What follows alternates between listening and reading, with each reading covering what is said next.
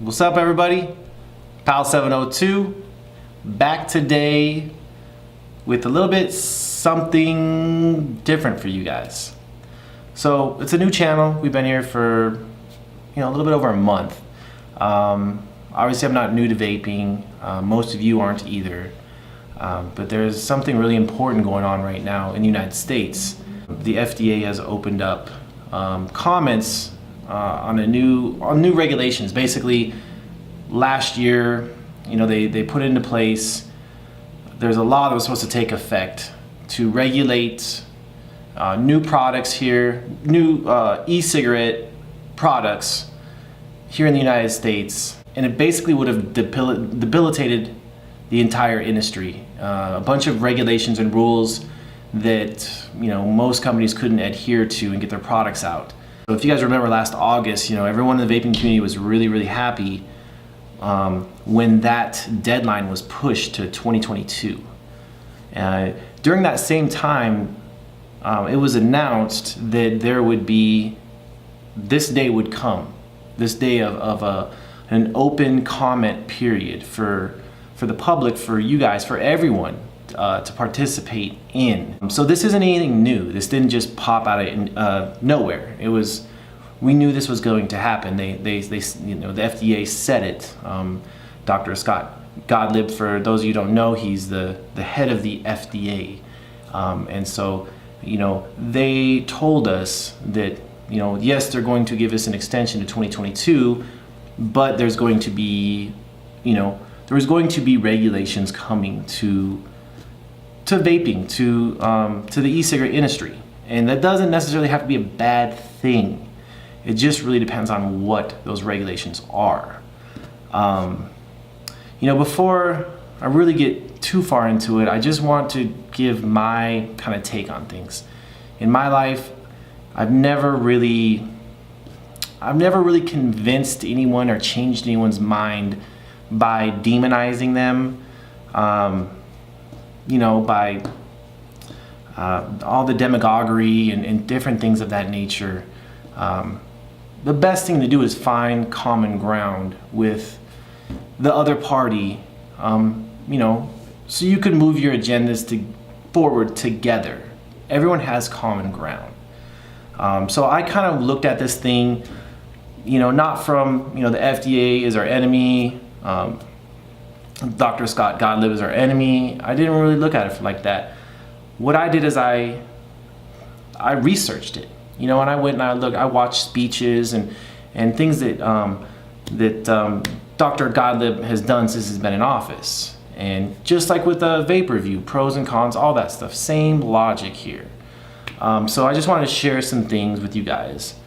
Obviously, everyone needs to comment. It's open to everybody. But this whole conversation is not about just flavors. It's about the FDA. They want to basically restrict the level of nicotine in cigarettes. They basically, from the sounds of everything I've read and watched, they want to render cigarettes basically to the point where you can't get addicted to them. They want to make, whether that's going to work or not, who knows? I don't know. But so there's really three things that pop out. The FDA and Dr. Gottlieb, they're going after big tobacco. They do not like big tobacco. I think we have some common ground there. Number two is that Gottlieb is very concerned with, children, underage smoking, underage vaping, all of that stuff. He's very concerned with that. Number three, this is what most of you are here for. This is what you've heard of. They want to look at the role of flavors in not only tobacco, but in e-cigarettes, and how if they're appealing to children or not. So that's the whole ball of wax. That's what we're dealing with. It's not just flavors. It's those three things that they're opening up for discussion. I'm gonna attach a speech that was given by Dr. Scott Gottlieb to this video. It's like 25 minutes. I strongly urge you to watch it. If you watch it, you're gonna see a guy, this is my opinion, he's not out to kill vaping. He's not out to ruin vaping. I don't look at him as an evil person. I look at him as someone that is trying to help, and I look at it, it's our responsibility to approach this discourse, this public discussion in a respectful manner and carry ourselves in a respectful manner. You know, I put a few things together for you guys just to show there are some common grounds, and also a little background on Dr. Gottlieb. He was a cancer doctor for many years. I don't know if he was an actual oncologist or not, but he cared for cancer patients. He also had cancer as well. He's a cancer survivor. So he's very aware of what the deadly effects that smoking, that cigarettes, tobacco has on people, the long term, the short term, everything. He's also very aware that it's not nicotine that kills you. It's when you light tobacco on fire. He makes that very clear. I'm gonna put some clips in where he, straight out of his mouth, he acknowledges that it's when you ignite tobacco, when you use cigarettes as a form of getting your nicotine, that is what's deadly, not nicotine itself. That is not what causes cancer. He's very clear about that. He's also very open to the idea of using vaping as a way to diminish tobacco, cigarette use completely. And this is kind of where we're at. Having someone who has how open is his mind really? I mean, I don't know what's in the man's heart. I can only look at what he says and his actions. And so far, the first thing he did, one of the first things he did that impacted us is he went ahead and said, all of these rules and regulations, we're gonna push those back to 2022. So that's a positive thing. He didn't, the hammer was supposed to drop on us. It already should have dropped, and it was pushed to 2022. In just the last few years, we've seen the advent and adoption of new product categories that may be able to deliver nicotine without having to burn tobacco. As a physician who cared for hospitalized cancer patients and as a cancer survivor myself, I saw firsthand the impact of tobacco. And I know all too well that it's cigarettes that are the primary cause of tobacco-related disease and death.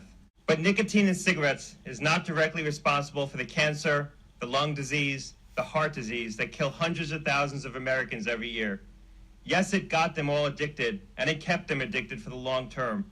And it got most of them addicted when they were still teenagers. But it's the other chemical compounds in tobacco and in the smoke created by setting tobacco on fire that directly and primarily cause the illness and death, not the nicotine.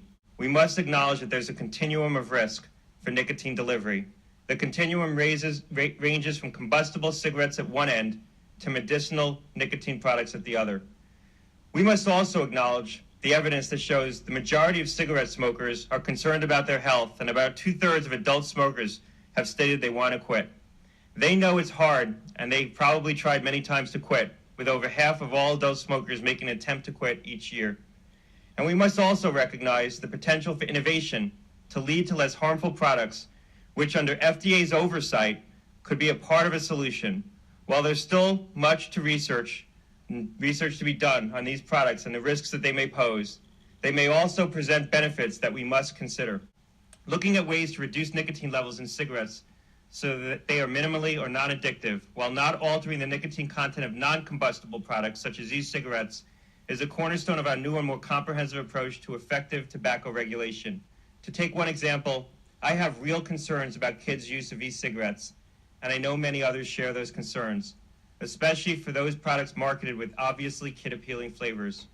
As soon as the FDA deeming rule went into effect last summer, that extended our authority to include ends, cigars, and other tobacco products, FDA started enforcing provisions that, for the first time under federal law, made it illegal to sell all of those products to kids.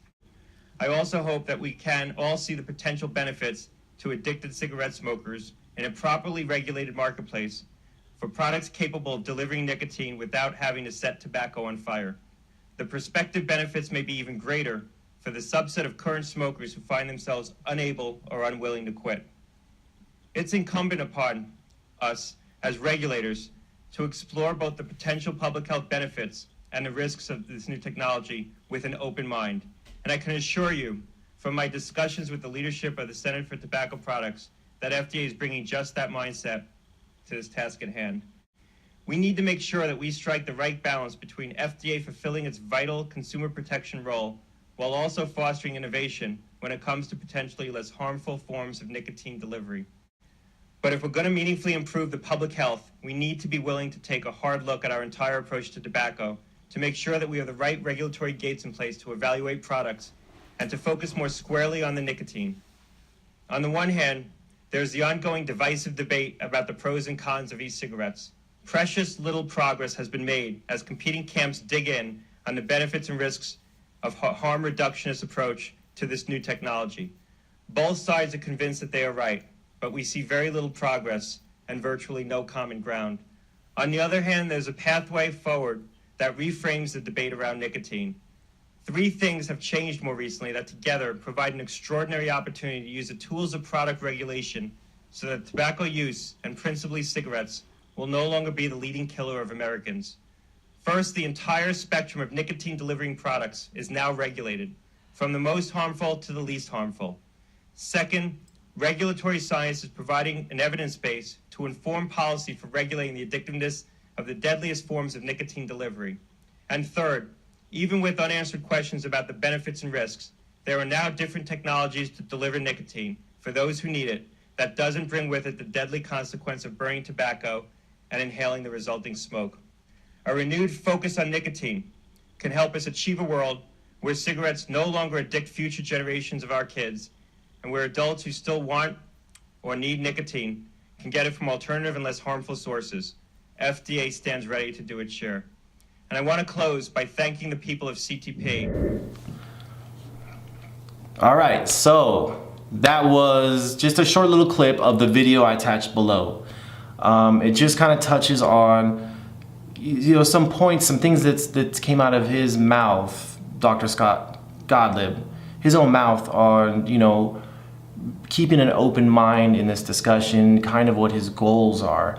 I just think it's good for you guys to know before you comment, what we're up against, because I don't want, I personally am not going to submit my letter in a hostile way, like, I'm going after you, you guys are trying to kill vaping and stuff like that, because that's not what I get from listening to this speech. That's not what I get from when I researched, and I have researched what he is about as a person. I don't find that. I've researched it like I've researched many things in my life, and that's not what I'm finding. So I'm here, I'm only offering my opinion, guys. I'm here to ask you guys to take half the time that you would take to go buy, a new mod, take just half that amount of time and just watch the video, and think about things before you post it. You're representing all of us, and this is one of those things, on this channel, I like to keep things light. I don't get into the drama and stuff like this, but this is not drama. This is what we're here for, and that's to vape. We all found this thing that saved our lives, that's got us off cigarettes, and in my case, smokeless tobacco. I was a chewer for 15 years, so this is something that I'm very passionate about. Just some things, I was on CASA and some other things, some other websites, to keep in mind when leaving your comments. Like we said, just be respectful. You're not gonna win anyone over by cursing at people, shouting them down.